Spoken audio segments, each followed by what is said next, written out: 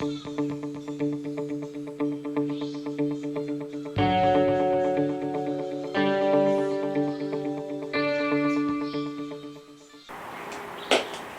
everyone, Jason here. Today I want to show you how to set the initial timing on a 1987 Jeep YJ Wrangler with an inline 6 258 cubic inch engine.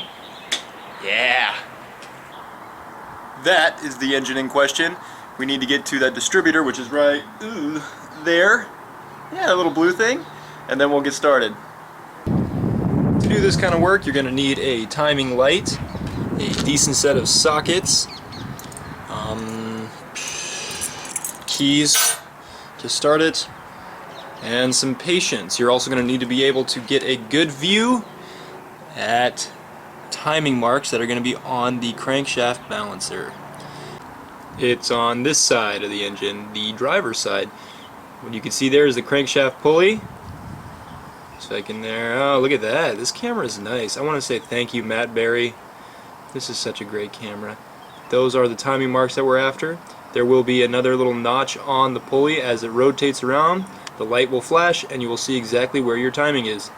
If your timing needs to be adjusted, you will have to unclamp the distributor tie down, and you will have to slowly rotate it ever so little bit and then watch the timing marks at the same time. It's a bit tricky. It can be done by one person, but I highly recommend two people. But for the sake of this video, one person should be enough. This is the distributor. The tie down bolt should be right behind it. You get a light in here. That little guy right there.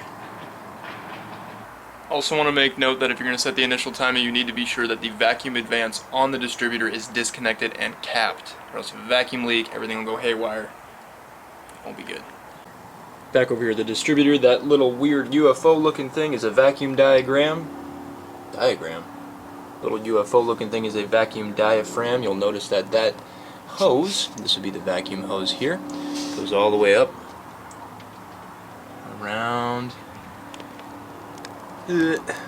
and to the carburetor. Your routing may be different. This is an aftermarket crate engine. It's only a couple hundred miles on it. And it's also an aftermarket carburetor. Procedure should still be the same even if you have a stock carburetor though. Alright, I'm going to get that disconnected and capped off. This little guy. Handy dandy little cap. See? Alright, now let's bust out the timing light. You'll notice that there is a positive and a negative clamp. Those connect directly to the battery. This other weird square looking block clamp goes right over the spark plug wire for cylinder number 1. Has to be number 1. Actual light is fairly simple as well.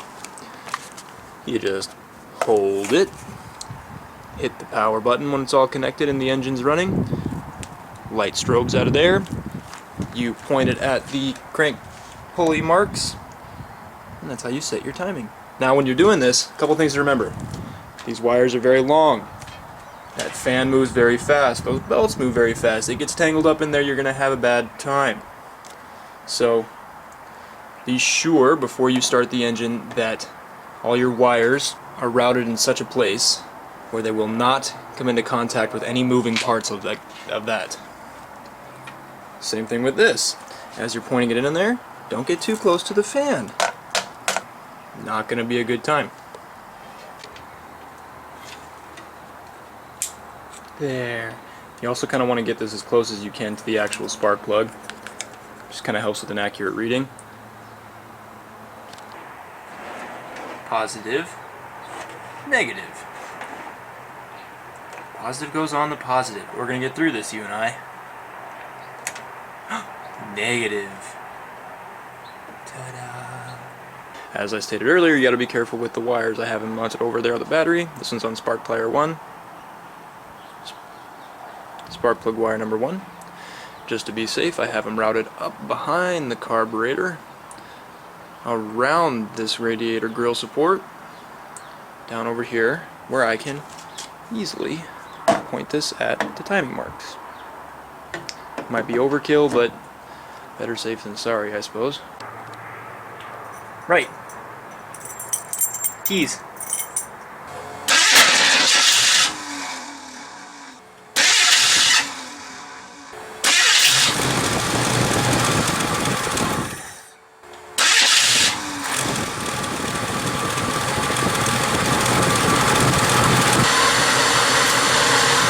close, now is a good time to tell you that that Weber carburetor doesn't have a very good choke on it.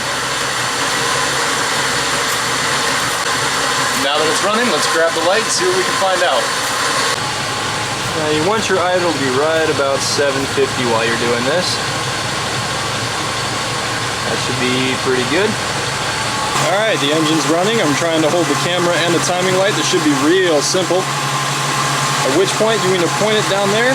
See how it flashes like that every time the crank pulley comes around on the compression stroke? You're going to point it down there at the timing marks. See if I can get a good shot of this. That little red mark spinning around rapidly every time the light flashes and shows you where it's at. Looks to be right about at 5 to 6 degrees. I want to try to shoot it for 9. Chilton's manual said it should be anywhere between 4 and 8. It seems like 4 would be way too retarded. We're going to advance it just a little bit more. 5 is acceptable, I guess, but we're going to try to shoot for 8. Okay, so now that we figured out how much timing we have at initial, we're going to need to adjust it just slightly, so we're going to loosen the distributor clamp, which is that little guy right there. It's just a little bit snug, but you can manage to get a ratchet with a socket in there. Turns out it's going to be a 1/2 inch on this particular one. However, rather than take it off, it's easier if you just loosen it a little bit, just enough so the distributor can rotate, and that's how you're going to set your timing. Alright, so now we got to start the engine back up.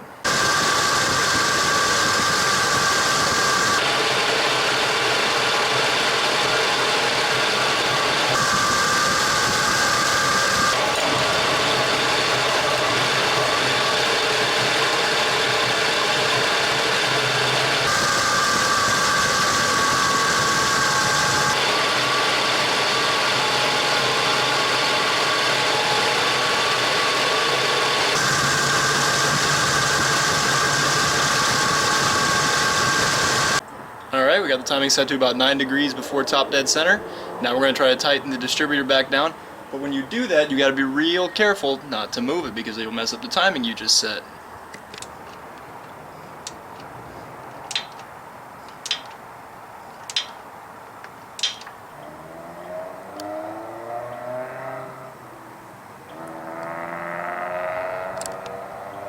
Let's start it back up just to double check that the distributor hasn't moved and check the timing one more time.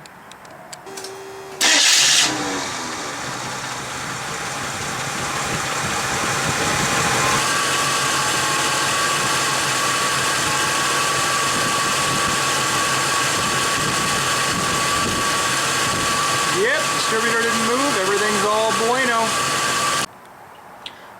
Go ahead and reconnect the vacuum advance up for the distributor.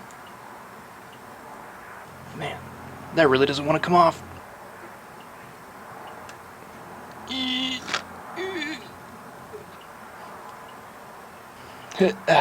Gotcha.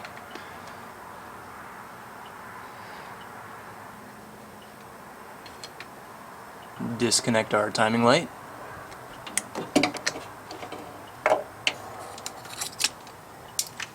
And that's how you set the initial timing on a 1987 Jeep YJ Wrangler. Hit like if you liked the video. If you didn't, that's your own opinion, I suppose. Please subscribe if you want to see more. That's it for today. I'll see you next time.